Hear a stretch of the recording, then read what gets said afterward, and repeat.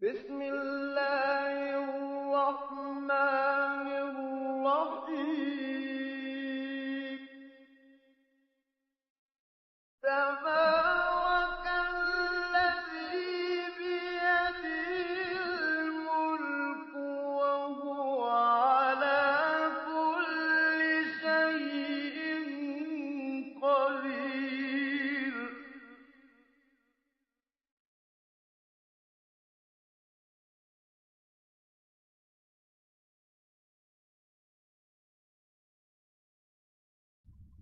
بسم الله الرحمن الرحيم الحمد لله رب العالمين وصلى الله على محمد أشرف المرسلين وحبيب رب العالمين اللهم علمنا ما جهلنا وذكرنا ما نسينا وانفعنا بما علمتنا وزدنا علما وإنا نعوذ بك من حال أهل النار رب اشرح لي صدري ويسر لي أمري واحلل عقدة من لساني يفقه قولي آمين أما بعد الله تبارك وتعالى dit dans le Coran honoré وتعاونوا على البر والتقوى ولا تعاونوا على الإثم والعدوان c'est-à-dire entraidez-vous pour les œuvres de bien et la piété et ne vous entraidez pas pour le péché et la désobéissance à Allah. Et le prophète Mohammed sallallahu alayhi wa sallam a dit innamal a'malu binniyat wa innama likulli imri'in ma nawa, c'est-à-dire certes les bonnes œuvres ne valent que par les intentions et certes chaque personne a pour elle ce pourquoi elle a fait l'intention. Il est rapporté dans le Sahih d'Al-Bukhari rahimahullah du grand compagnon honoré Uthman ibn Affan que le messager de Allah sallallahu alayhi wa sallam a dit khayrukum man ta'allama al-Qur'ana wa 'allamahu. Khayrukum man ta'allama al-Qur'ana wa 'allamahu. C'est-à-dire le meilleur parmi vous est celui qui a appris le Coran et qui l'a enseigné aux gens. C'est-à-dire qu'il a appris à bien réciter le Coran et il l'enseigne aux gens, et également encore mieux celui qui apprend aussi la signification du Coran honoré.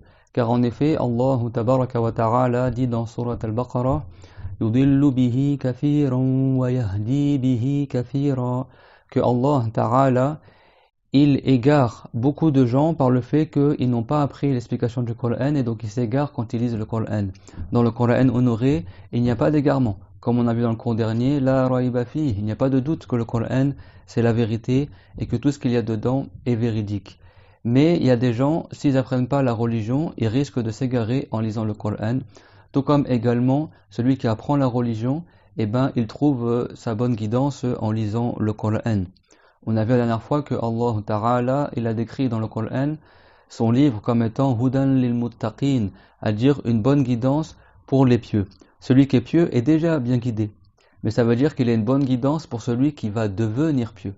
C'est-à-dire que s'il suit le Coran, alors ça fera qu'il sera quelqu'un qui est muttaqin, ça veut dire qu'il est quelqu'un qui craint Allah Ta'ala d'une crainte qui le fait délaisser les péchés et qui le pousse à accomplir les obligations. Donc ça, c'est aussi une figure de style. C'est pour cela que dans les cours précédents, on avait bien dit que le Coran, on ne peut pas le traduire et encore moins les subtilités des figures de style qu'il y a dans le Coran. Hudan lil muttaqin, celui qui est pieux, il est déjà sur la bonne guidée. Donc Hudan lil muttaqin, ça veut dire pour ceux qui vont devenir pieux, c'est une bonne guidance qui va les mener jusqu'à la piété. Mais si quelqu'un n'apprend pas la religion, alors il risque de s'égarer même en lisant le Coran honoré. Tout comme c'est rapporté dans le hadith que le prophète, alayhi salatu wassalam, il a dit Ya Aba Dharr, lan taghduwa fatata'allama baban min al-ilmi aw tu'allimahu khayrun laka min salati alfi rak'ah. Il a dit à un compagnon qui s'appelait Jundub ibn Junada, qui s'appelle Abu Dharr al-Ghifari, de la tribu de Ghifar, il a dit Oh Abu Dharr, si tu sors de chez toi le matin, et que tu sors de chez toi pour aller apprendre un seul chapitre de la religion ou enseigner un chapitre de la religion, alors cela rapporte plus de récompenses dans l'au-delà, c'est mieux pour toi que de faire des prières sunnah, des prières surrogatoires de 1000 rak'ah. De faire 1000 rak'ah, ni 500 prières de 2 rak'ah parmi les prières qui ne sont pas obligatoires.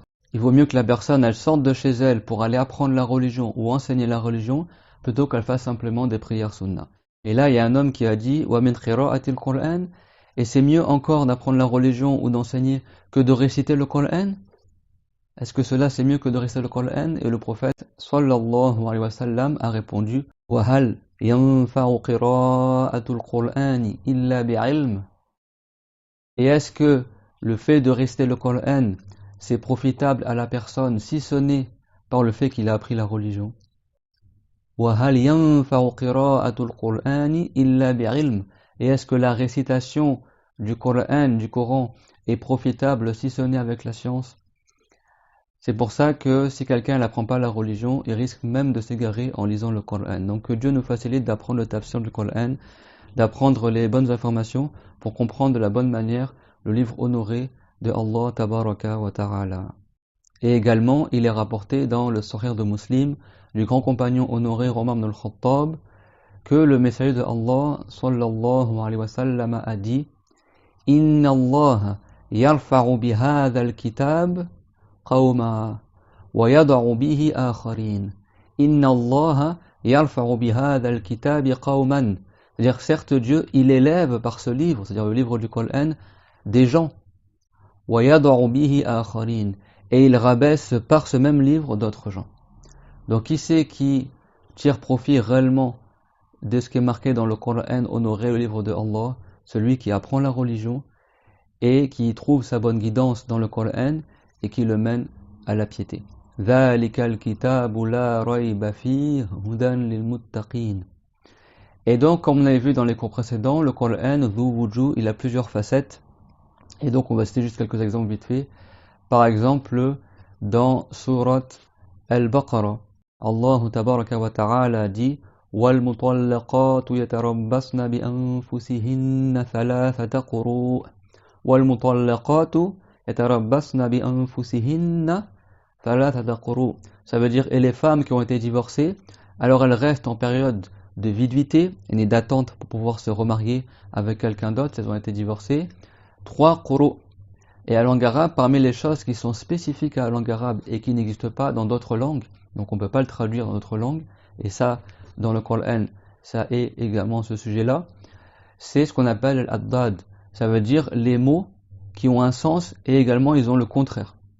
Par exemple, en arabe, le mot an-naqir. An-naqir, en arabe, ça veut dire le poison mortel, le venin. Et ça veut dire également l'eau douce à boire, la bonne eau à boire. C'est-à-dire un sens et son contraire.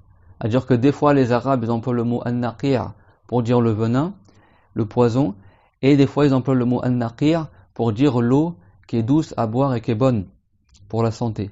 Un sens et son contraire. Également le mot maola. Maola, il a plein de sens différents. Parmi ces sens, il y a le maître. Et également parmi ces sens, il y a l'esclave qui a été libéré par ce maître. Donc à la fois dans le sens du maître et à la fois dans le sens de l'esclave. Subhanallah. Et parmi ces mots aussi, il y a quru. Dieu il a dit thalathata quru. C'est-à-dire que la femme qui a été divorcée, elle doit attendre avant de pouvoir se remarier 3 quru. Et le mot quru en arabe, il veut dire soit les menstrues, soit les périodes où elle n'a pas les menstrues, en fonction du contexte. Et donc là, les savants, ils ont divergé. Est-ce qu'elle doit attendre 3 périodes de menstrues avant de se remarier, ou est-ce qu'elle doit attendre 3 périodes où elle n'a pas les menstrues, yani intermenstruelles, afin de se remarier? Certains mujtahid comme Abu Hanifa, ils ont dit un avis, et d'autres comme Shafi'i, ils ont dit un autre avis. Comment la personne peut traduire tout ça en français? Alors que c'est une seule ayah, une seule et même ayah. Également, Allah Tabaraka wa Ta'ala dit dans Surat Al-Baqarah: Naghfir lakum khatayakum. Nous pardonnerons donc à vous vos péchés. Naghfir lakum khatayakum. Naghfir lakum khatayakum. Allah Tabaraka wa Ta'ala a dit: nous pardonnerons donc vos péchés. Ça c'est la fin d'une ayah. Dans d'autres récitations, comme la récitation de Madani, on récite Yurfar lakum khatayakum. Et dans la récitation Shami, on dit Turfar lakum khatayakum. C'est-à-dire que dans la récitation qui est dite Madani, on récite Yurfar lakum khatayakum. Il sera pardonné vos péchés. Ici, c'est pas citer le sujet. C'est pas nous pardonnerons vos péchés. C'est il vous sera donc pardonné vos péchés. Et dans la récitation dite Shami, on récite Turfar lakum khatayakum. C'est-à-dire que vos péchés vous seront pardonnés. Et soit yurfar, de la manière impersonnelle, vos péchés seront pardonnés, ou turfar, En arabe, on peut dire les deux, c'est à peu près le même sens. Ou alors, naghfir lakum, nous pardonnerons. Les trois récitations différentes. Parce que, comme on a dit, le Coran a été révélé dans 7 récitations différentes, et des fois, en fonction de la récitation, les lettres, elles changent. Donc le noun, le point il est en haut, le ta c'est 2 points en haut, et le ya c'est 2 points en bas.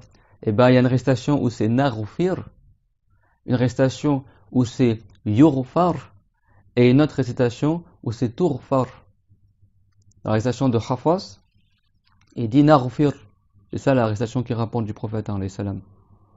Dans la récitation dite Madani, on récite yughfar, avec un ya, une doma sur le ya, et une fatra sur le fa. Et dans la récitation dite Shami, eh ben, on récite Tughfar, avec une doma sur le ta et une fatra sur le fa. Naghfir ou yughfar, Tughfar. 3 récitations différentes et 3 sens qui sont un peu différents. Comment tu vas traduire tout ça? C'est pour ça que le Coran, on ne peut pas le traduire. Vous avez compris? Et ça, il y a plein d'exemples comme ça dans le Coran. Allah tabaraka wa ta'ala dit dans le Coran honoré, Ya ayyuhalladhina amanu la taqrabu as-salata wa antum sukara hatta ta'lamu ma taqulun wa la junuban illa abiri sabil hatta taghtasilu. Allah tabaraka wa ta'ala a dit, ô vous les gens qui avez cru, la taqrabu as-salat, n'approchez pas as-salat. Alors que vous êtes ivre. À l'époque du prophète, un des compagnons du prophète, il est rentré dans la prière en ayant bu de l'alcool. Et au lieu de réciter La arbudu ma ta'arbudun, c'est-à-dire je n'adore pas ce que vous adorez, dans Surat al-Kafirun, il a récité le contraire, un sens qui est contraire à la religion. Il a dit j'adore ce que vous adorez, arbudu ma ta'arbudun. Mais il a dit ça en étant ivre, il ne savait pas ce qu'il disait. Et l'interdiction de l'alcool dans cette communauté-là du prophète Mohammed, l'alcool, ça a été interdit dans toutes les communautés. Mais dans cette communauté-là, ça a été interdit petit à petit. Donc au début, c'était juste qu'il ne fallait pas boire si quelqu'un voulait faire la prière. Et après, plus tard, l'interdiction tout le temps de l'alcool a été révélée de manière complète. Et au début, c'était juste interdit de prier en ayant bu de l'alcool. Et donc, certains compagnons buvaient de l'alcool, comme ça rapporté dans Muslim et d'autres, parce que les Arabes ils faisaient de l'alcool de date, c'était courant à leur époque. Et après, l'interdiction est descendue graduellement. Au début, c'était haram qui boivent de l'alcool pour faire la prière. Et après, ça a été haram dans l'absolu. Et là, comme ça rapporté dans l'histoire de Muslim, eh ben, les compagnons, ils ont déversé dans les rues de Médine le reste d'alcool qu'ils avaient. Et ils ont arrêté de boire de l'alcool. Dieu l'a dit, Fahal antum muntahun. Allez-vous donc vous arrêter de boire? Et ça, c'était une menace. D'accord, pour dire que c'est haram maintenant, de manière absolue. Et que c'est plus permis du tout de boire de l'alcool. Un des compagnons était rentré dans la prière en étant ivre. Donc Dieu l'a dit, Ya ayyuhalladhina amanu la taqrabu as-salata wa antum sukara. Oh vous les gens qui avez cru, n'approchez pas à salat. Ici, certains ont interprété la salat, la prière. N'approchez pas à la prière alors que vous êtes ivre. Hatta ta'lamu ma taqulun. Jusqu'à que vous sachiez ce que vous dites. Wala junuban illa abiri sabil. Ni en étant, n'approchez pas de la prière, en étant junub. Junub, c'est quand tu as perdu ton roussoul, quand tu as perdu tes grandes ablutions. Si quelqu'un il a fait le rapport intime avec son épouse, ou son sperme il est sorti, des choses comme ça, il doit faire ce qu'on appelle la grande ablution, le roussoul, laver l'ensemble de son corps. Donc là, si t'es junub, t'as pas le droit de faire la prière. Hatta tartasilu, jusqu'à que vous fassiez le roussoul, le bain rituel pour pouvoir faire la prière. Ça, c'est une manière de comprendre cette ayah. C'est-à-dire, n'approchez pas la prière alors que vous êtes ivre, jusqu'à que vous sachiez ce que vous dites, jusqu'à qu'il redevienne sobre, et n'approchez pas la prière si vous êtes junub, jusqu'à que vous fassiez le roussoul. Et également, la ayah, tu peux la comprendre d'une autre manière. Tout comme l'ont expliqué les savants chaférites, Ya ayyuhalladhina amanu, ô vous les gens qui avez cru, la taqrabu as-salah, ay mawdir as-salah. Ya ayyuhalladhina amanu, la taqrabu as-salah, ô vous les gens qui avez cru, n'approchez pas as-salah. Ils ont compris quoi les savants? C'est-à-dire l'endroit de la prière. C'est-à-dire c'est une par métonymie. Ce qu'on appelle en arabe majaz mursal, c'est-à-dire une métonymie. C'est-à-dire que tu cites l'endroit par la chose qui est faite dans cet endroit-là. Par la chose qui est faite dans cet endroit-là. Ou inversement, tu cites une chose par son endroit. Ou tu cites une chose par une partie d'elle. Ou tu cites une partie par le nom de son tout. C'est clair? Donc cette ayah dans Surat An-Nisa, la taqrabu as-salah, ça peut venir dans le sens n'approchez pas la prière, Ou alors n'approchez pas l'endroit où on fait la prière. Wa antum sukara, alors que vous êtes ivre, hatta ta'lamu ma taqulun, jusqu'à que vous sachiez ce que vous dites. Wala junuban, également, t'as pas le droit de rentrer dans la mosquée et d'y rester, c'était junub. Donc comme on sait, comme on a appris dans la religion, seul le prophète Mohammed alayhi salatu wassalam avait le droit de rester dans la mosquée en étant junub, c'est-à-dire avant d'avoir fait le roussoul. Et certains savants ils ont dit que l'imam Ali ibn Abi Talib également il avait ce jugement-là. Mais le commun des musulmans, qu'est-ce qu'il a dit le prophète alayhi salam? Inni la uhillu al-masjida li ha'idin wala junubin. Ça veut dire certes je ne rends pas licite la mosquée pour une femme qui a les menstrues et quelqu'un qui est en état de janaba, qui est junub, une femme ou un homme qui a perdu ses grandes ablutions par le rapport intime avec l'épouse ou tel que cela, comme on a cité tout à l'heure. Et donc, cette ayah, wala junuban, ça veut dire n'approchez pas la mosquée, et t'as pas le droit de rester dans la mosquée, alors que t'es junub. Illa rabiri sabil. Sauf si t'es rabir sabil. Alors ceux qui ont, et ce sont les Hanafites, qui ont interprété le verset par le fait que c'est la prière que t'approches pas en étant ivre, ni en étant junub, illa rabiri sabil. Comment ils ont expliqué illa rabiri sabil? Sauf si vous traversez vos chemins. Illa rabiri sabil. Donc ceux qui ont expliqué comme les Hanafites que as-salat ça veut dire la prière, n'approchez pas la prière alors que vous êtes ivre, ni en étant junub, sauf si vous passez vos chemins. En arabe, passer son chemin, il y a plusieurs significations. Rabiri sabil. Ça peut être dans le sens du voyage. Le prophète Mohammed, alayhi salatu wassalam, il a dit kun fi dunya ka'annaka gharibun aw abiru sabil. Ça veut dire soit dans le bas monde, tel un étranger ou quelqu'un qui passe son chemin. Le voyageur, soit dans le bas monde comme quelqu'un qui voyage et qui ne va pas s'attarder à l'endroit qu'il traverse. C'est-à-dire que tu ne t'attaches pas à ce bas monde, tu essayes de œuvrer pour l'au-delà et de ne pas trop perdre du temps dans les choses du bas monde. Donc rabiri sabil, ça peut vouloir dire celui qui traverse son chemin. Donc Dieu, il a dit illa rabiri sabil, elle n'est sauf si vous êtes en voyage. Est-ce que celui qui est en voyage dans le passé, quand il voyageait en caravane ou à pied, etc., et traversait les déserts, est-ce qu'ils avaient de l'eau en général pour faire le roussoul? Non. Donc ils se retrouvaient à faire la prière en étant junub. Qu'est-ce qu'ils faisaient? Ils faisaient le tayammum, ils mettaient la main sur la poussière, sur la terre, et après ils frottaient leur visage avec, et leurs avant-bras. N'est-ce pas? Donc ils se retrouvaient à faire la prière en étant junub, mais pour pouvoir faire la prière, ils faisaient le tayammum. Donc Allah Ta'ala, il a dit, ô vous les gens qui avez cru, n'approchez pas la prière alors que vous êtes ivres, jusqu'à que vous sachiez ce que vous dites. La taqrabu as-salata wa antum sukara, hatta ta'lamu ma taqulun. Wala junuban, ni en étant junub, illa abiri sabil, sauf si vous êtes en voyage. Hatta tartasilu.